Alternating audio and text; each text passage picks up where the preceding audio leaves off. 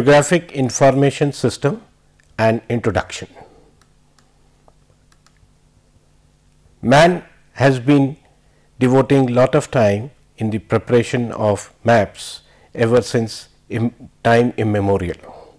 Through navigators, geographers and surveyors has been documenting the Earth's surface to collect information regarding the spatial distribution of significant objects.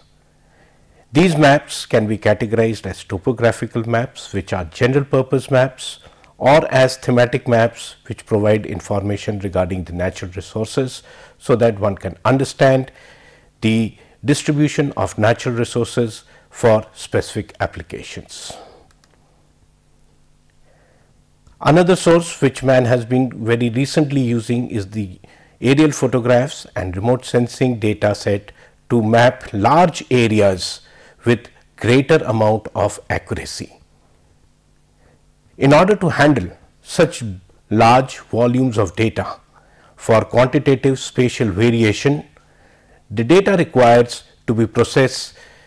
The data requires an appropriate tool for processing the information, either with the help of statistical methods or with time series analysis approaches.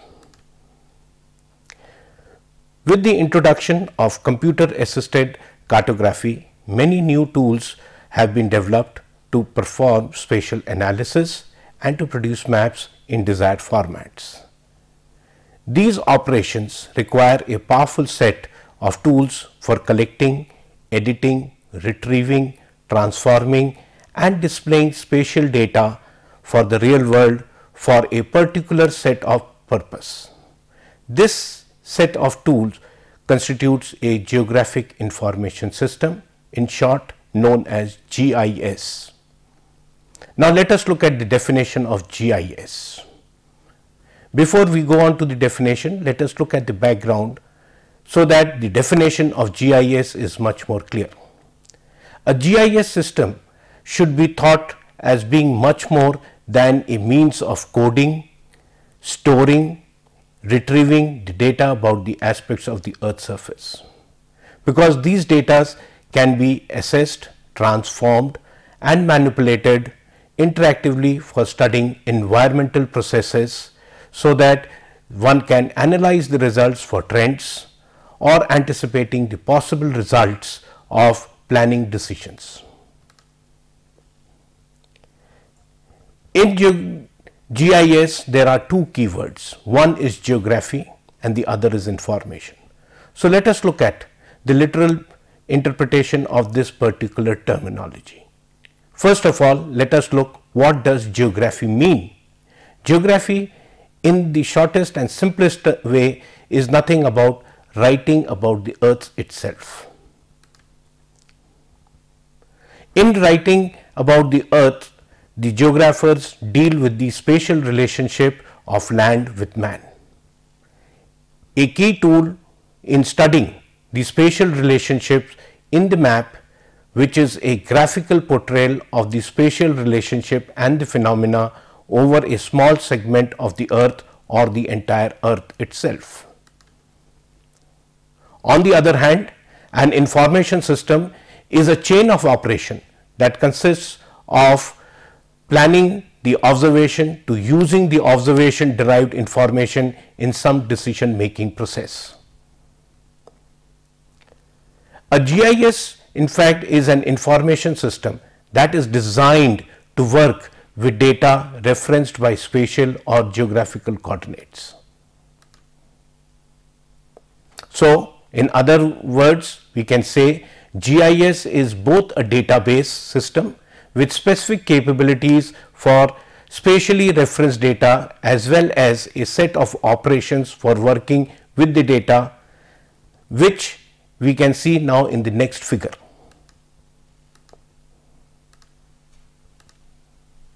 So it is a data collection procedure,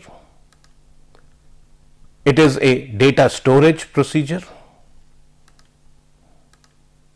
it can allow manipulation and analysis of information. From these analysis we can have output products which can be used by the user to identify the user needs and perform planning, and this planning subsequently will require more inputs for data collection as such. So let us look at some of the important definitions which have been given by different sources. First of all, a system which uses a spatial database to provide answers to queries to a geographical nature. Another definition could be a computer assisted system for the capture, storage, retrieval, analysis and the display of spatial data within a particular organization. Another definition could be a powerful set of tools for collecting, storing, retrieval at will and displaying spatial distribution with the real world. However, the next definition probably seems to be the best fit.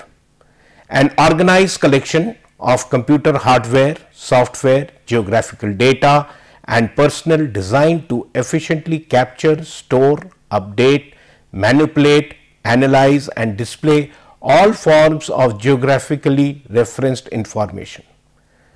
A definition which has been given by one of the leading organizations in the GIS world, ESRI.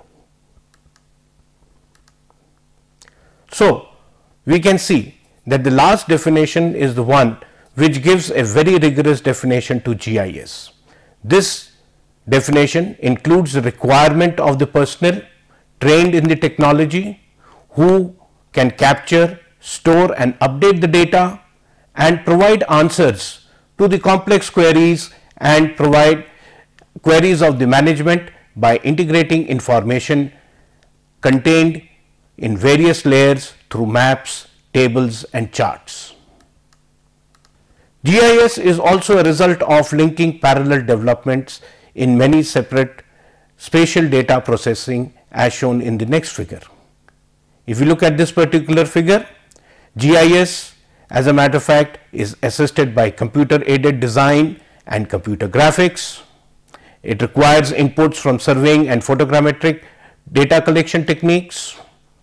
It performs spatial analysis using rasterized map from thematic maps. It performs the interpolation from point based data. It uses remote sensing technology inputs and the final output is produced by cartography, which is a high quality drafting technique. Now let us look at what are the components of a GIS.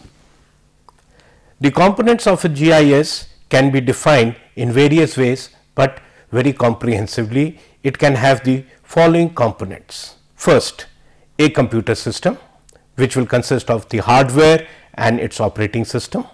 Second is the software which will run the data.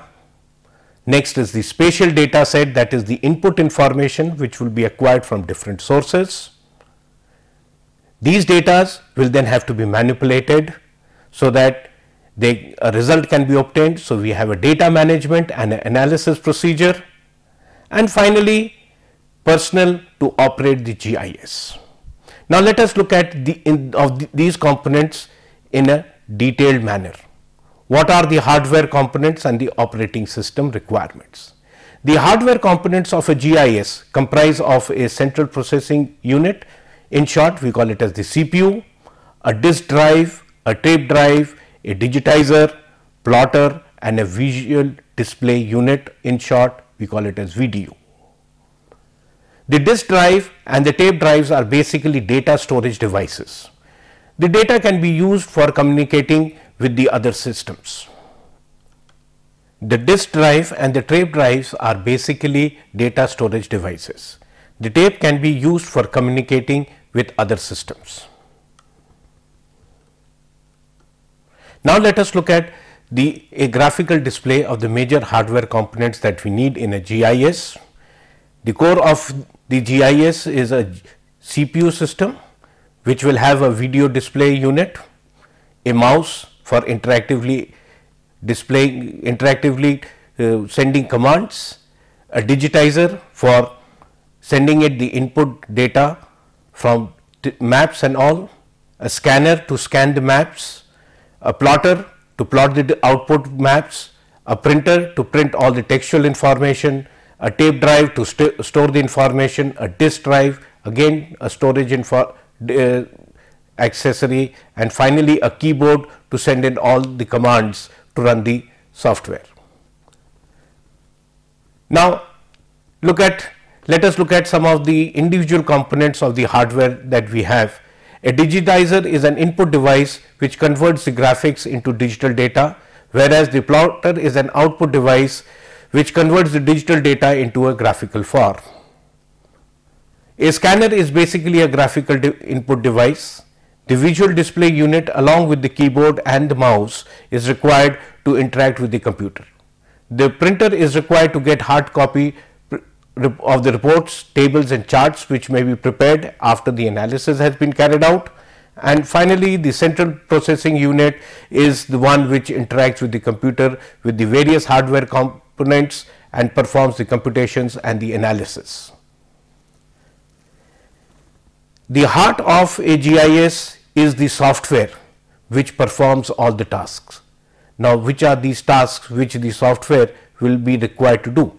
First is input of information which is required, and this would be carried out with the help of digitization.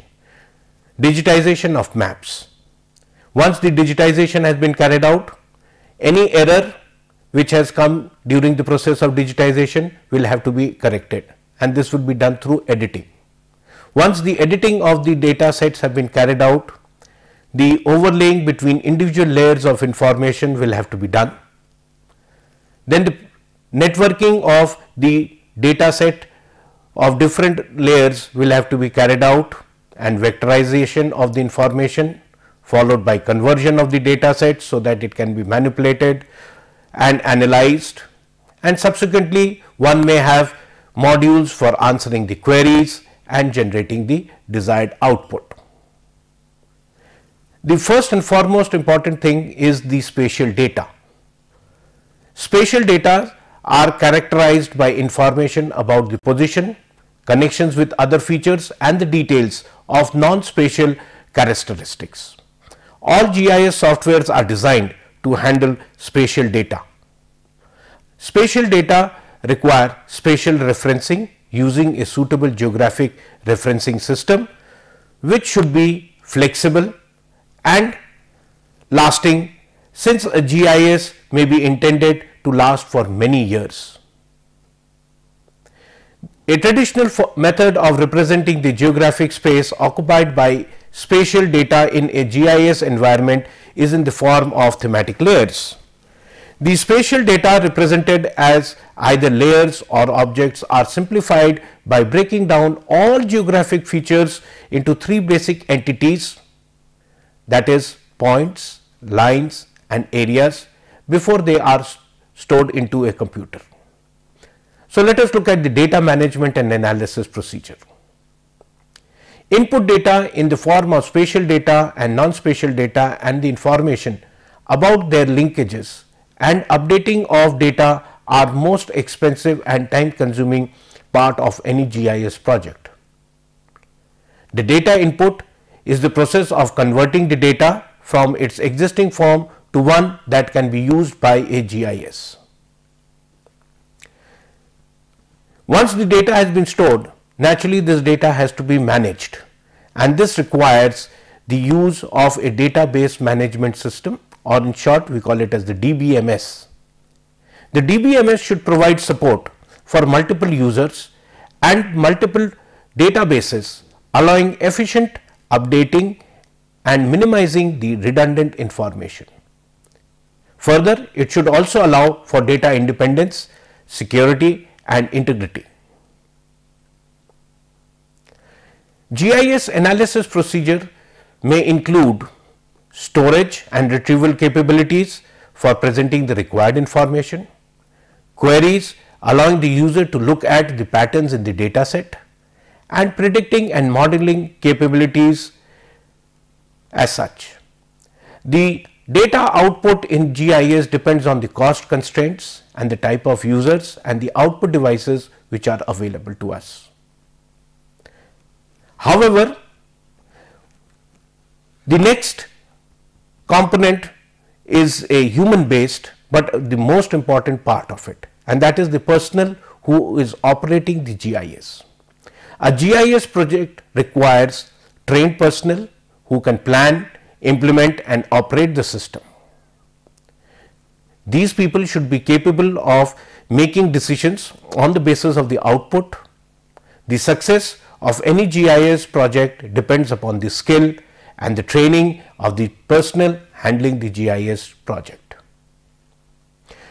Before we go further, let us look at some of the geographical concepts which are important and need to be understood.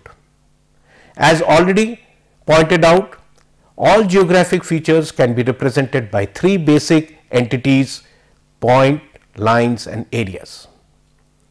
A spatial object represents a geographical area having a number of different kinds of associated attributes or characteristics. A spatial object having no area is a point that can be associated with a range of data such as wells, rain gauge stations, etc. One of the key attributes of a point is its geographical location, represented in terms of coordinates such as latitude and longitude. The next geographical concept which is very important, and that is the line. A spatial object which is made up of connected sequence of points is known as a line. A line will only have a linear dimension, that is, it will have no width, and a specified location is given on one side of the line and not on the line itself.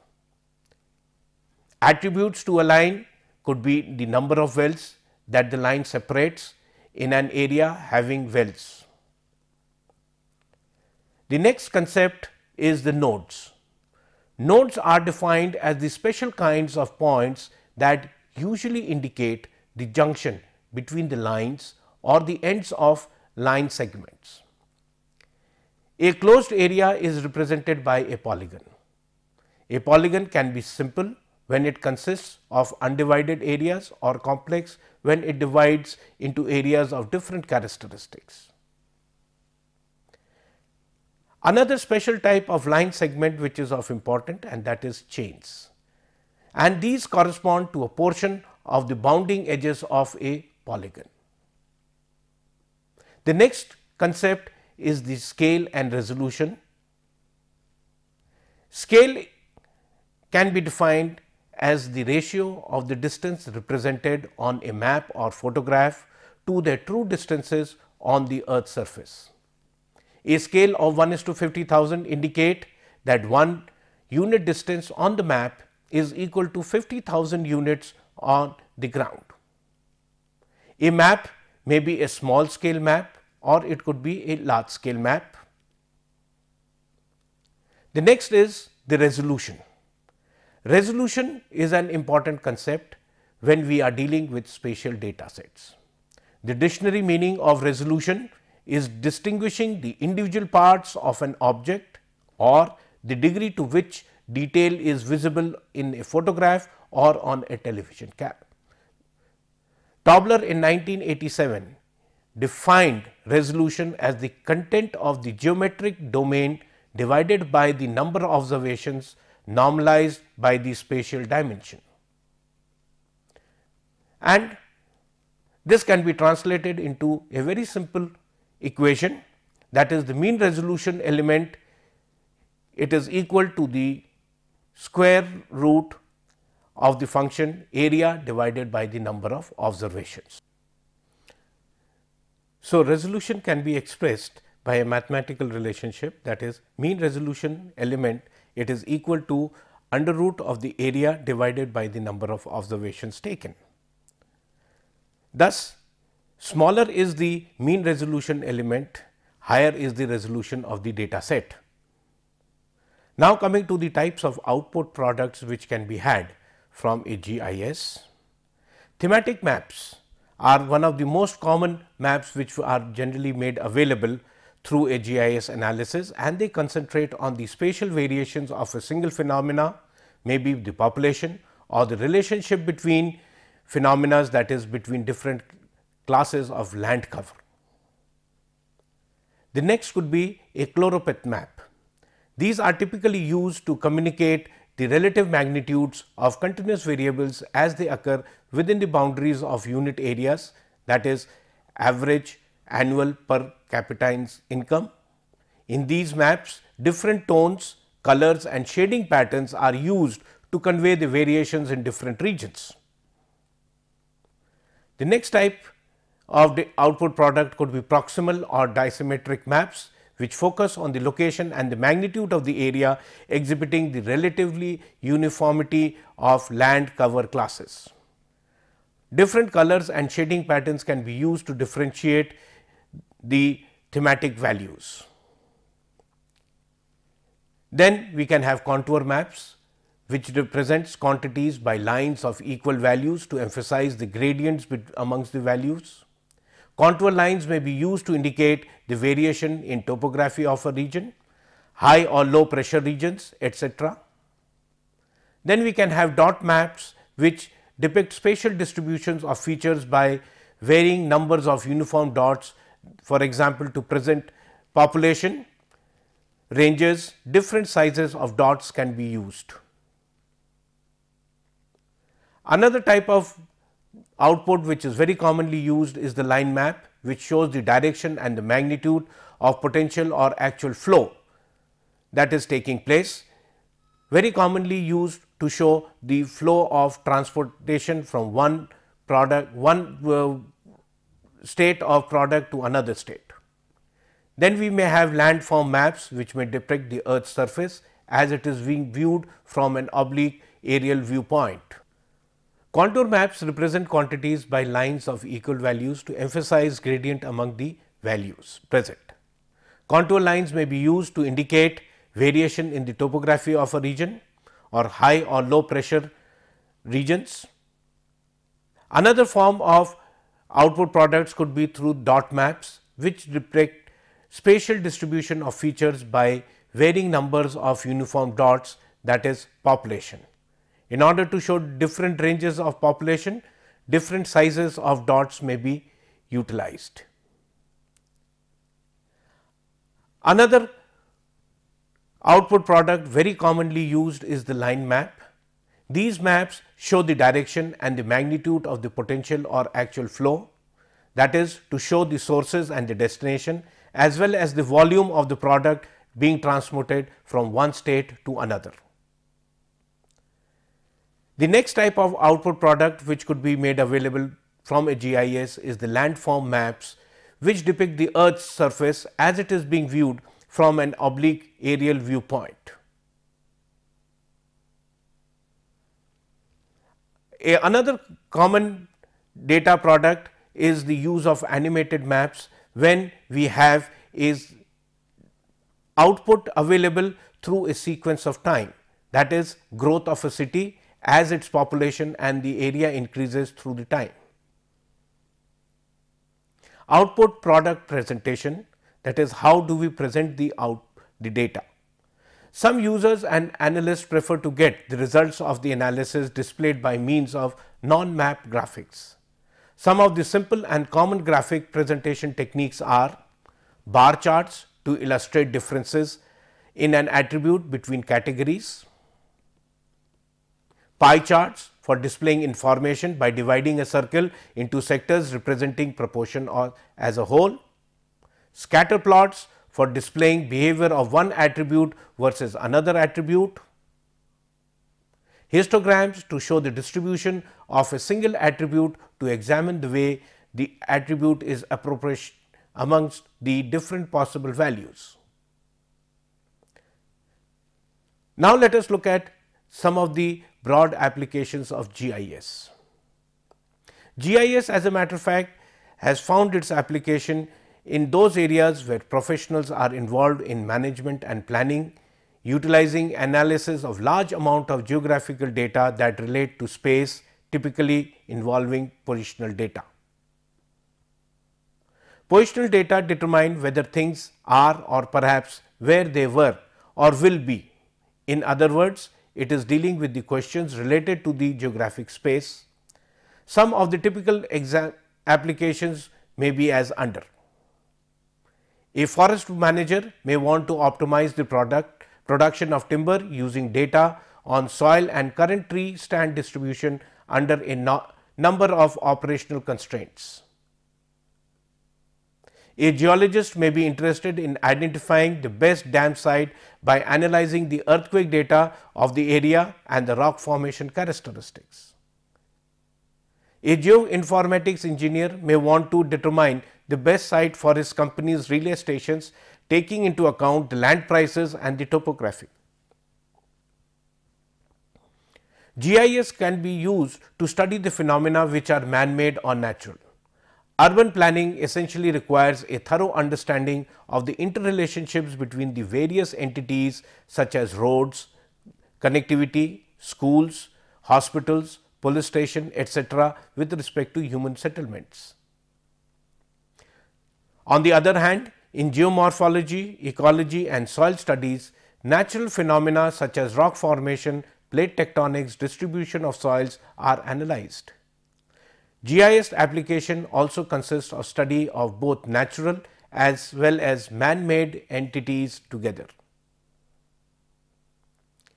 The study of the human activity on the environment, referred to as environmental impact assessment, involves the analysis of data about both natural and man-made features. A typical example could be a study on the growing industrial units in an area which is causing a problem of environmental impact assessment. GIS has distinct application in the areas of feasibility study such as site suitability and simulation studies in erosion modeling. Thank you.